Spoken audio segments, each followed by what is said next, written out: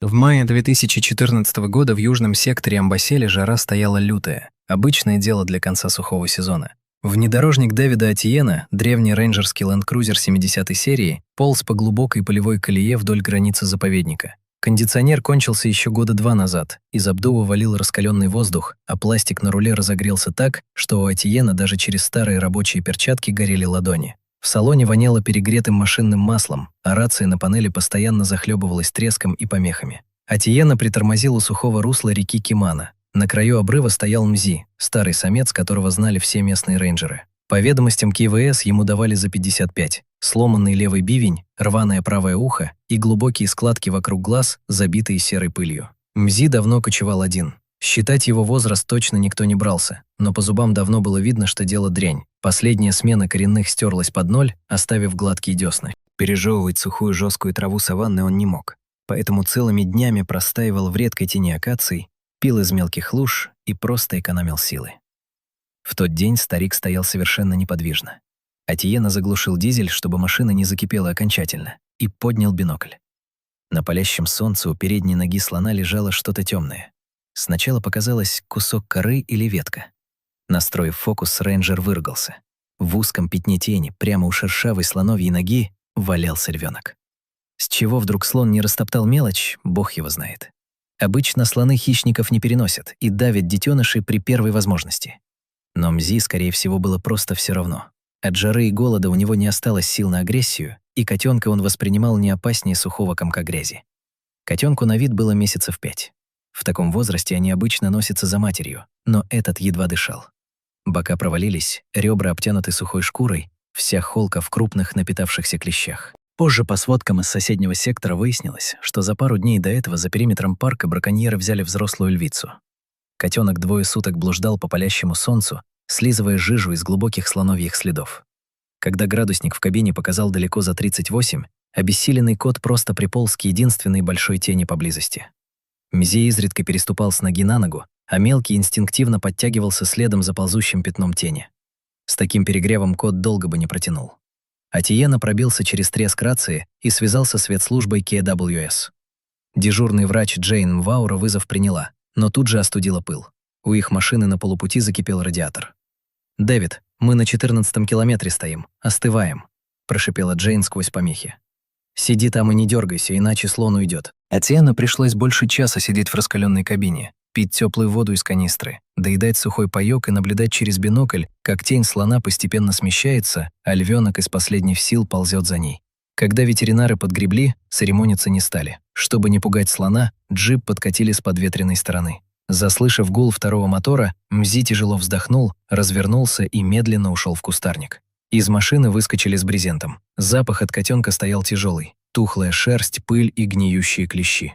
«Быстро его в бокс, пока не отдал концы», — скомандовала Джейн, на лету накрывая львенка мокрой мешковиной.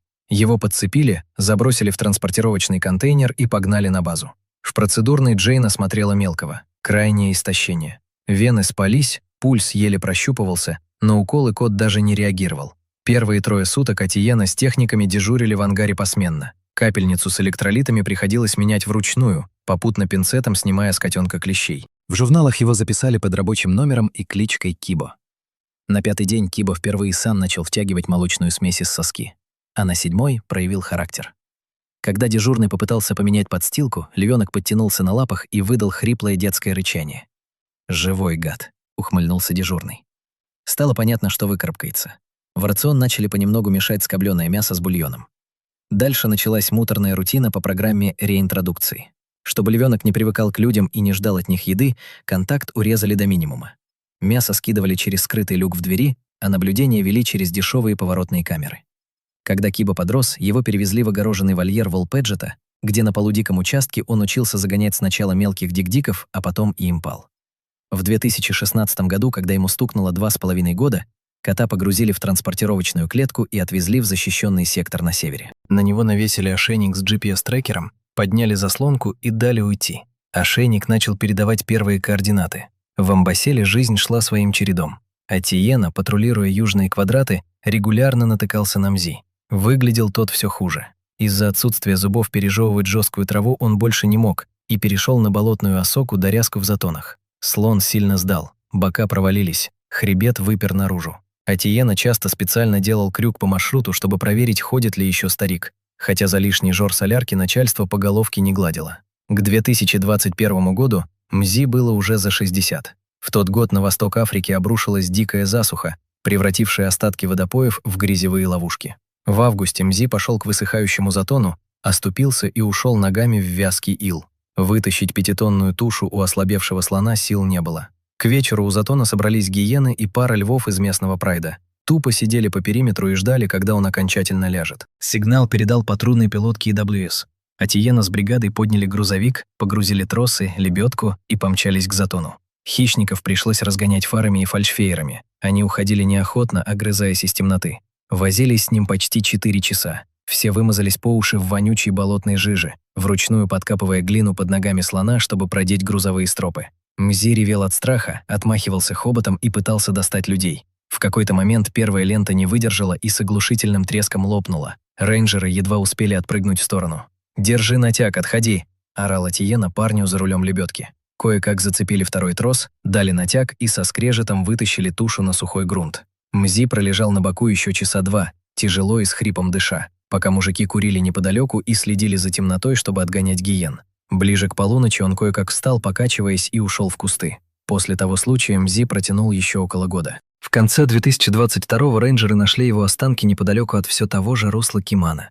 Старый самец просто лег в тени и не встал. Банальное истощение от старости. Бивни с него успели снять и спилить до того, как до них добрались браконьеры, после чего отвезли на главный склад KWS. С Кибой история закончилась прозаично. Трекер на ошейнике отработал 1,5 года, показывая, что самец ушел к северной границе и вроде бы прибился к другому молодому льву. В марте 2018-го маяк просто замолк на одной точке возле частных скотоводческих ферм на севере. Вариантов там немного. Либо ошейник сорвали в драке в кустах, либо кота тихо пристрелили фермеры за оградой. Выяснять детали никто не стал. У парка как раз начался очередной тяжелый сезон засухи, и людям было банально не до поиска пропавших ошейников.